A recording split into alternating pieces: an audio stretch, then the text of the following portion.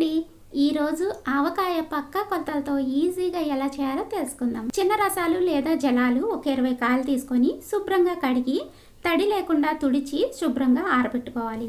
ఆరిన తర్వాత ఇలా ముక్కలుగా కొట్టించుకొని ముక్కలన్నీ శుభ్రంగా తుడిచి టెంక పైన పల్చటి లేయర్ ఉంటుంది కదా, అది తీసేయాలండి. ఇలా ఎక్కడ తడి లేకుండా ఆరనివ్వాలి. కేజీ లెక్కనైతే 3 కేజీల మామిడికాయ ముక్కలు వచ్చాయండి. ఇప్పుడు ఈ మామిడికాయ ముక్కల పైన 1 కేజీ వేరుశనగ నూనె వేసుకుందాం.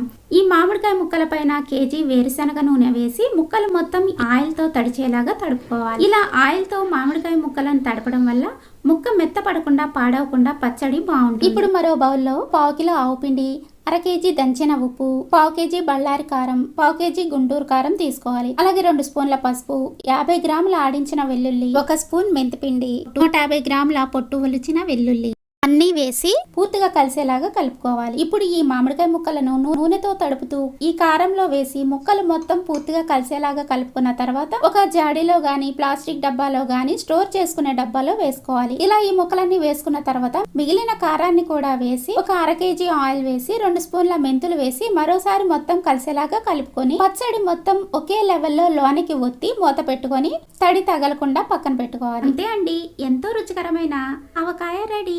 Subscribe.